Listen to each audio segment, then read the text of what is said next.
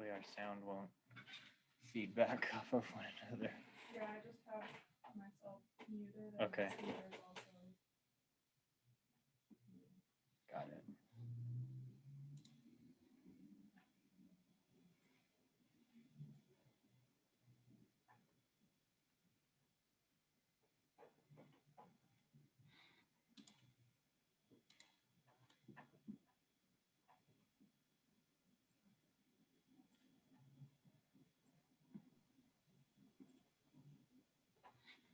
Matt, can you hear me? I can hear you, Heath. Great. I got someone dialing from a number I don't recognize. And that always is a little dangerous.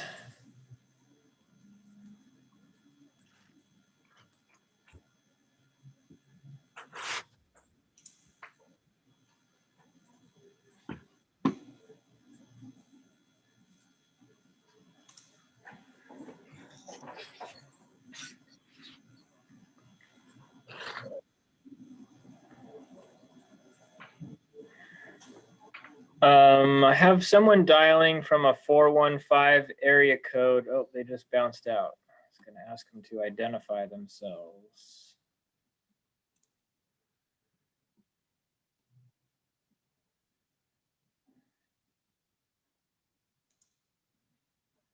Okay, got people filing in the waiting room. Let's see, we should be...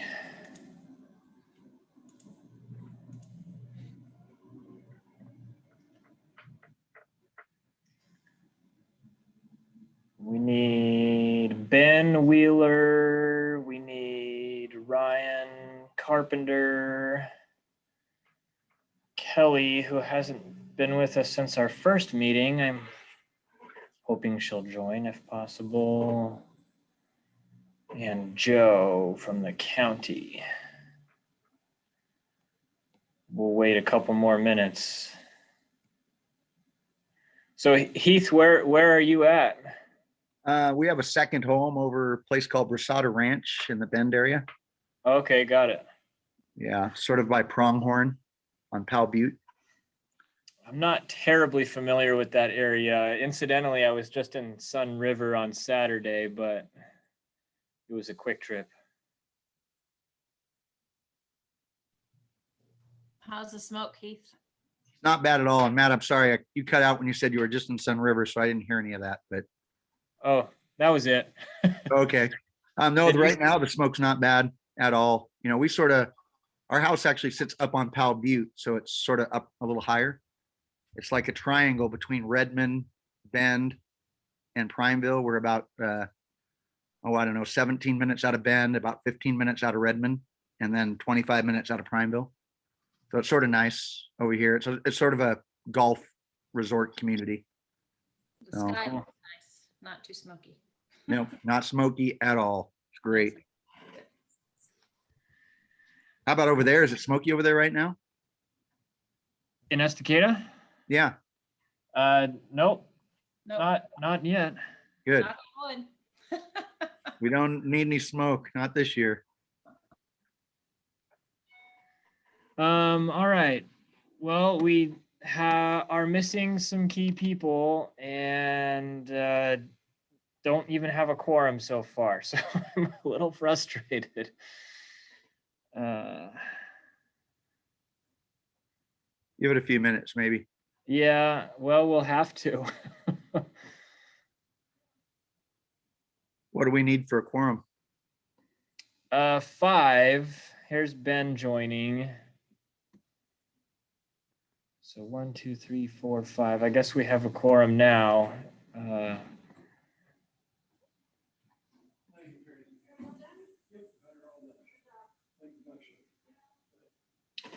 Excuse me 1 second. I'm going to close my office door. Oh, thank you. Are you able to text anybody, Matt, to see if we can prompt them? Maybe they forgot. I think you may be one of the few people I'm on a texting basis with. Okay. Ryan, no. I can text Ryan real quick and just say, hey, if you're not doing something, we need you. Okay, yeah, that might be good. I'm here. Ben, you're not in your truck. I hurried home to get in my other place. We'll take it. I can go back in my truck if you want, though. No, that's all right. I'm texting Ryan right now. Okay, and I'm gonna fire off a fast email to Joe and see if maybe for some reason he blanked.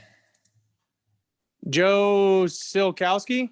No, Joe's on. That Joe is on. I'm talking about Joe Venice from Housing Authority. Gotcha.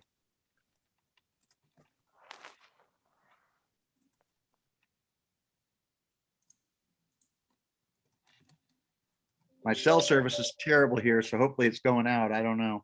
Okay. Well,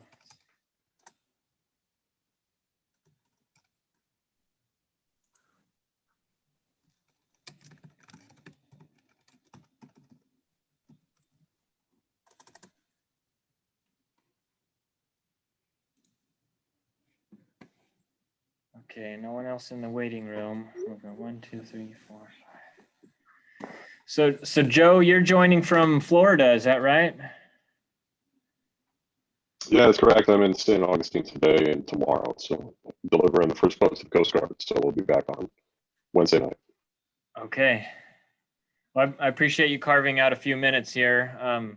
Trying to be respectful of everyone's time Absolutely. and get this thing going.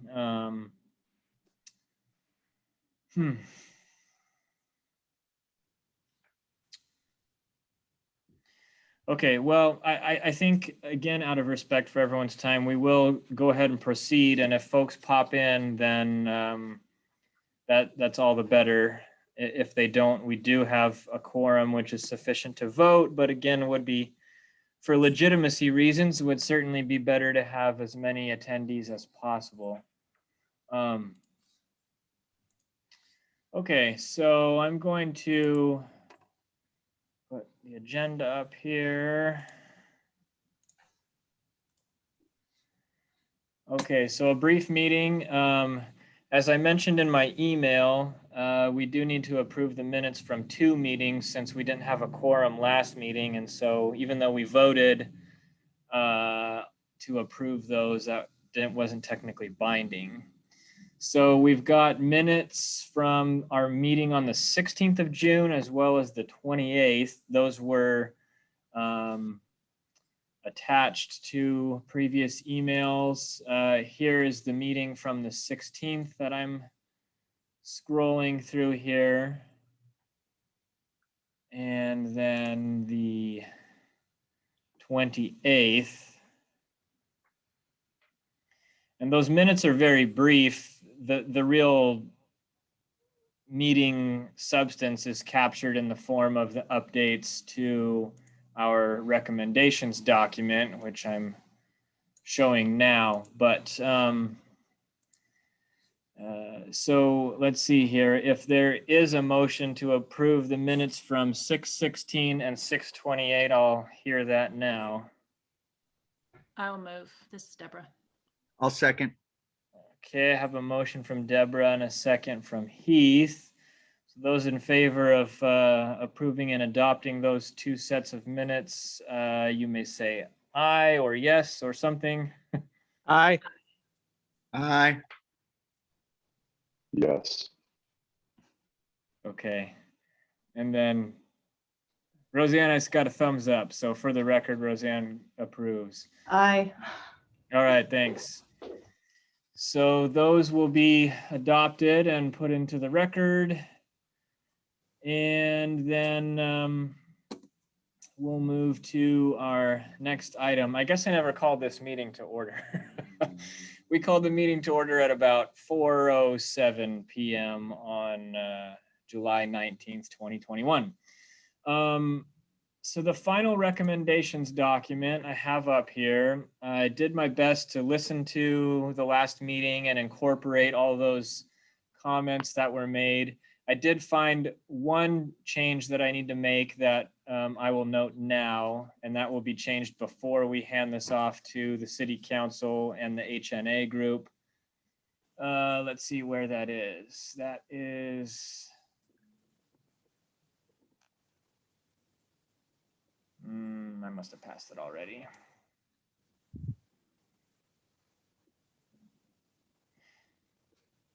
Yeah, so right here, allow for single room occupancy in all or some residential zones.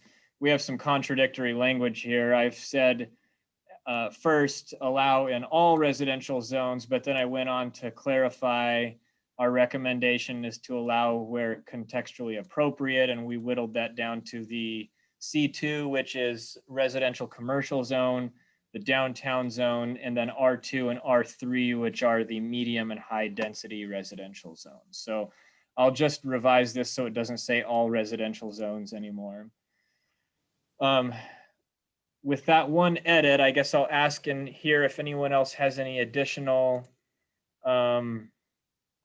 recommendations to change or additions, subtractions, etc.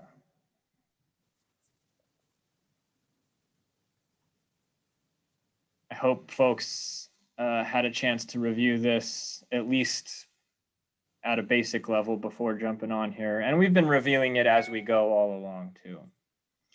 So just, I guess before I call for a vote, then I'll just briefly spin through here. So we have 7 sections. A, dealing with zoning and code changes.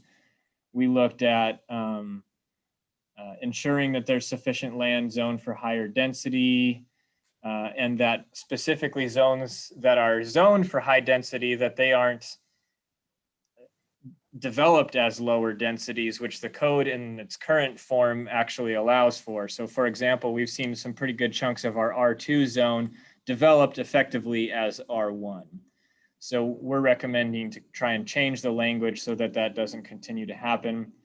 We've talked about ADUs and noted that those are already allowed in Estacada. We've talked about other zoning and code changes that could allow for other more creative and diverse types of housing, specifically those that might have a smaller footprint or just be more inherently affordable in that regard. I just mentioned the single room occupancy, which would probably be one form of those other diverse forms of housing that are more affordable. Cottage cluster housing we do have on the books, and we'd like to see that stay. This is one that we talked about that was pretty Estacada specific. We talked about the lakeshore area as an example, where you have lots that are smaller than what the zone that those lots exist in would allow to be developed. And so our recommendation was to modify code so that where those lots legally exist, they could be developed even if the minimum lot size standard in that zone would not otherwise allow for it. We're asking to take a close look at, I guess, opportunity zones or those areas, specifically uptown areas, older parts of older Estacada that are in the R1 zone. Those seem like good candidates to be potentially upzoned for higher density, more intense uses because of their proximity to the city's core. Hey, Matt. Yes. Quick question. If you could scroll up a little bit back to the 4,000 square foot. So Okay. how does that look when it comes to practicality and say whoever has the 4,000 square foot lot, how does that process look once it gets to the city? If this goes through to the city council and they say, yeah, that's a great idea, is it just going to be from now on recognized that that is a 4,000 square foot legal lot and you can build on it? So with any of these recommendations, when they go to city council and if city council likes them, that's just kind of like the first domino to fall. Then the harder work begins of actually modifying the development code so that this stuff becomes effective. Right now, all it is a set of good intentioned ideas. Okay. Does that make That helps. sense? Yeah, obviously some of these are more in depth, but this one would be one that you could pretty easily adopt. And that's why I was just asking for a little clarification on it. So we're hoping, and when I say we, I guess I'm speaking specifically about Taylor and I, our city planner. We expect that this housing needs analysis and the housing strategy component that comes out of it are going to translate into a pretty big body of work that encompasses perhaps amendments to the zoning map in the residential zones, as well as code that would affect those zones. And so this would be one example. So it'll probably be one edit to the code among dozens of others. Gotcha. Thank you. Okay. Kind of similar to what we did. Ben, I think you participated in our economic opportunities analysis, which dealt with our employment lands. This will be Yeah, kind of that's correct. a similar exercise, but it'll deal with our residential lands. So when we did that EOA process, we had a whole set of pages and pages of code amendments that came out of it. And we expect that something like that may happen again once we complete the HNA, and that many of those changes will be inspired by the recommendations we're making here. Okay. Thanks for that clarifying question. The second area that we looked at was regulatory impediments. I'll touch on this in a second, but we're going to make a report to the city council, and I kind of flagged this as a major theme. Part of what brought us to forming this committee was a discussion around a construction excise tax. We discussed that, and this group determined to table that indefinitely and didn't feel like it was appropriate at this time as an alternative to, maybe not an alternative, but anyway, instead of a CET, what this group basically said is we'd really like to see regulatory impediments removed. We'd like to see the zoning code improved. We'd like to see the map perhaps changed in such a way so that more affordable housing options can be constructed more readily with a clear path toward development. You said we'd like to try all of those things before we start doing something like creating a construction excise tax. So I've tried to translate that into the report that we'll give the city council, and here's a whole category that kind of goes into that. We talked about parking requirements. We talked about development code impediments, not only to ADUs, but some other forms of housing. And then let's see here, expediting permitting for land use actions for needed housing types. So, if we did have an affordable housing project or even just an apartment complex come through the permitting pipeline, we hope to have some administrative policy, hopefully on the books that would allow that project to be fast tracked. C, financial incentives. So we did focus a good amount of time and discussion around SDCs. Again, we don't have the time or brain capacity to do an analysis and recommend specifically to the city council of what a new SDC schedule should look like, but we're recommending that under certain broad descriptions and categories that some modifications be made. So not only just looking at it in general and finding out where the flaws may be, specifically we talked about deferring SDCs until a later point in the building cycle, potentially at the time of certificate of occupancy or the final closing of the building permit. I guess that'll be a decision that gets made in more specificity, but that was one recommendation that we're making, is to try and decrease development costs by deferring SDCs until further along in the cycle. We do have reduced SDCs for ADUs already, but then we also went on to talk about maybe looking at waivers or reductions of park SDCs where specifically needed housing types exist in close proximity to a park. So again, as an example, if an apartment complex were proposed within close proximity to Wade Creek Park, which is a full service city park, perhaps that project should not incur as much or any park SDCs because of the proximity to those existing facilities. And again, that would be a mechanism for trying to keep development costs down. We're also asking them to take a look at transportation SDCs specifically and see if it makes sense to tie those to parking stalls rather than to some inaccessible formula that exists in a transportation engineer guidebook. D, financial resources. So this is one of the only times I've shown that we looked at something, but I've stricken it out here, construction excise tax. Last meeting, we talked a pretty good amount about trying to provide more information to the development community. I've noted that here and then one other place further down. So creating a page on the website or maybe even a flyer that is directed at perhaps local or small scale developers showing the different programs that are available. This was a unique one. We said that we'd like to recommend that the council commission a feasibility study at the mill site, specifically for a tax increment finance district. So this would be like our urban renewal programs that we have downtown that can contribute grant money towards certain desirable types of projects. This would do that same thing on the mill site if this feasibility study came back and said that it was both financially and politically feasible. So we're not necessarily recommending the creation of that TIF district. We're recommending that the council study it and see if it makes sense.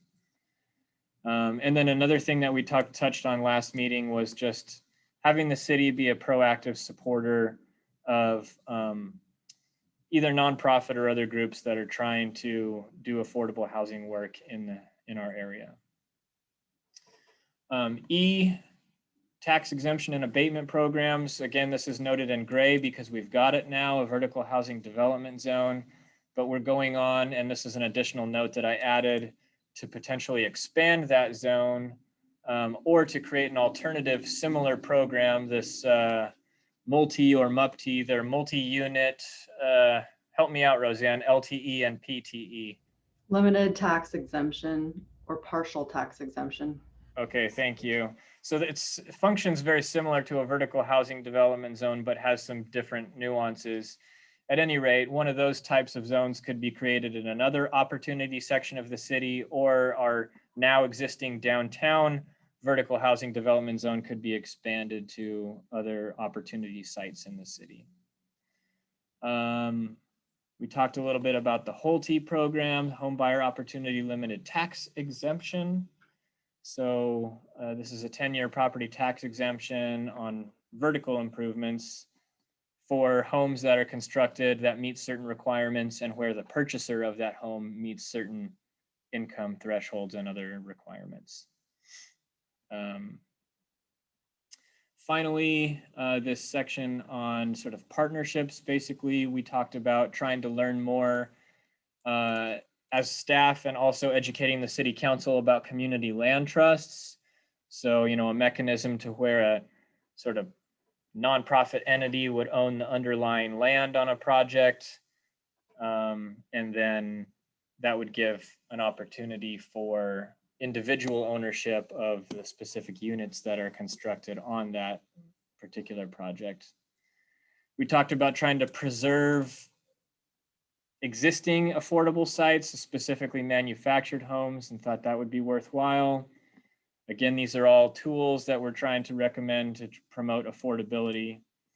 So here again is our recommendation to provide and just get more information out there to small and medium-sized developers that might be interested in doing the type of work that we're after. Additionally, just creating better information on the city's channels that what I said is consolidates and articulates all the steps the city has taken, I guess is taking to promote housing and multifamily development. So we'd be talking about all of these recent things, the recent zone changes and code changes, those that may come out of the housing needs analysis, our new vertical housing development zone, and even just the existence of this committee. We talked about a partnership with the Housing Authority, and we'll continue to pursue that. Right now, we're just kind of at that discussion phase. And then finally, again, this was a topic that came up last meeting. We'd like to try and have better lines of communication with nonprofit and faith-based organizations in the city that may have land holdings that could be unlocked for affordable development. So the theory we talked about there is that, let's say that church XYZ has a big chunk of property that lends itself to development. Perhaps they could do a land lease to an affordable housing developer and partner on sort of some of the services perhaps that are provided there, or at least just cut down those costs by not having to have the land expense. And then finally, staying up to date just in general with a lot of these moving parts that are in development at a legislative level, and having a subject matter expert come in and keep staff and the council sort of abreast of all of these, all the recent legislation that is coming down that pertains to housing. Much of it, again, is not relevant to Estacada yet, but as we continue to grow, our goal is to try and be prepared for when it does become relevant. So that's what we have put together. Does it feel like we've missed anything or that we need to change anything that we've discussed anyway in previous meetings? Okay, hearing nothing, I'll show you the report that we have put together, and then I think we'll go ahead and vote and then move on with our lives. So this is a brief report that I put together to sort of facilitate a presentation that we actually need to do a week from today. So we'll be looking for a volunteer to maybe come assist me in making that presentation to the council. We're already on the agenda along with several other commissions in the city. So this first page is just background information, and I don't anticipate that we would actually say anything about this page. This is simply for the council's sort of reminding them of how this all came to be, giving them the appropriate context and the membership of this committee. But on the second page here, this is the part that we would probably either read off or at least summarize for the council during the 5 or so minutes that we're allotted to present on our commission's work. So I've noted when we met, where the meeting materials are available if they want to access them in more detail.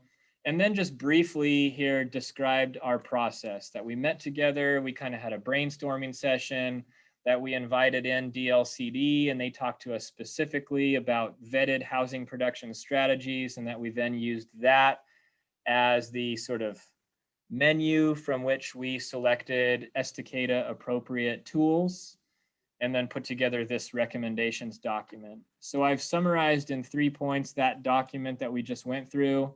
I noted first and foremost that sort of right out of the chute, this group decided that a CET was not a good fit at this time. And then I noted what I described earlier, that this group is really focused on and would like to see the city move obstacles out of the way and really get information out there to the development community and let the market react to all of that stuff in order to try and get at affordability and supply and increase the inventory before we go to something like a taxation policy.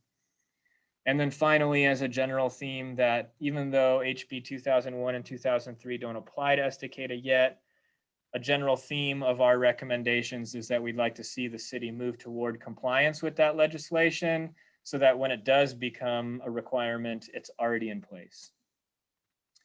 So I guess what I will ask for then is approval to, or a motion to approve and adopt our final draft of recommendations. And then one thing that it doesn't say on our agenda here is I think we probably ought to also vote to approve that report that we just looked at and that I had sent out through email. So I guess the motion I'm asking for is to approve and adopt our final draft of recommendations and our report to City Council. Matt, I approve to adopt our final recommendations and the report to City Council as presented to us here. Okay. Second. I'll second. Motion from Heath. Who wants the second? Give it to Roseanne. Okay. A motion from Heath and a second from Roseanne to approve and adopt the final recommendations and report as they've been presented in this meeting today. So I will call individually, and I need my notes so I don't miss anyone. All right, so calling for votes from Commissioner Wheeler, Yes. Okay, Dave Carbonneau is not here. Ryan Carpenter is not here. Deborah Buffton, Approved. thank you. Keith Stallcup, Yes. Roseanne Johnson, Yes. Joe Solkowski, Yes. Kelly is not here, and Joe Venice. Yes. Thank you. So with 1, 2, 3, 4, 5, 6 yeses, the motion carries. And so all that remains now for today is to select someone to be with me at Monday night's city council meeting to go over this brief report, 5 minutes, just kind of spin through these bullets. And then maybe as one additional piece, take a few, 2, 3, maybe tops recommendations from the recommendations document just to give them as examples of specific recommendations we're making. Is there anyone who has a desire, number one, and number two, availability to be here 7 p.m. at City Hall on Monday night? Matt, I believe I need to be at that meeting anyway for the planning commission. Okay. Perfect. I So move don't that want- Ben no, Wheeler I'm just do it. kidding. I move that Ben Wheeler take it. Okay. Thanks, Heath.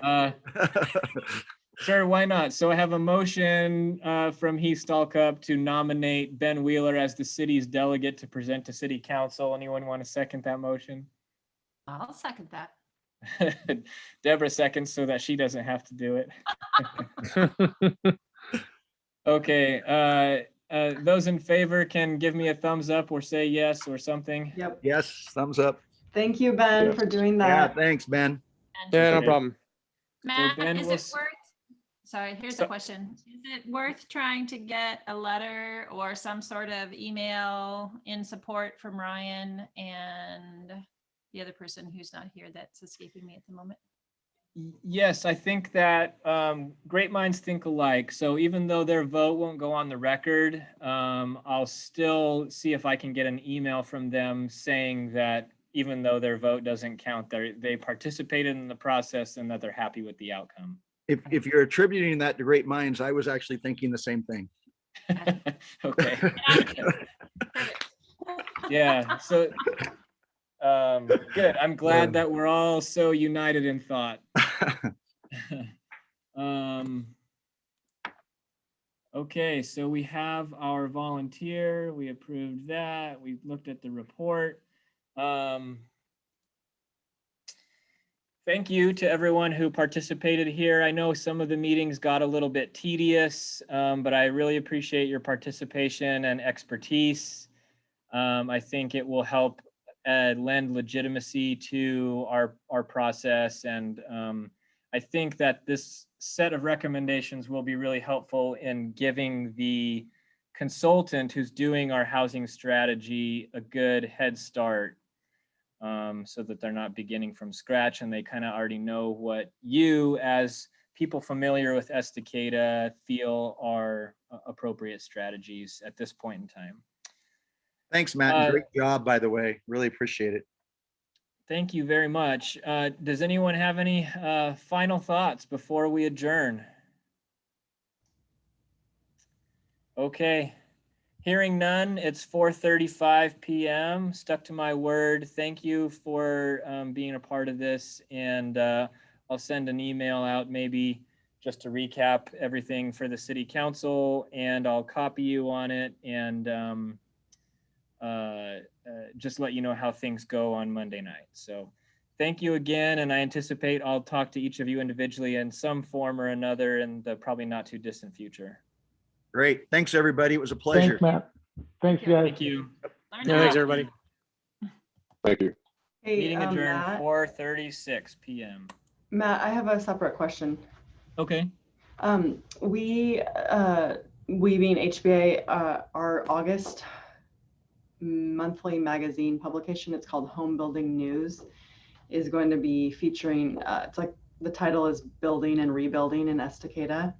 And Oh. we'd love to get planning department quote from either you or Taylor, and then also like your recommendation for an elected. I'm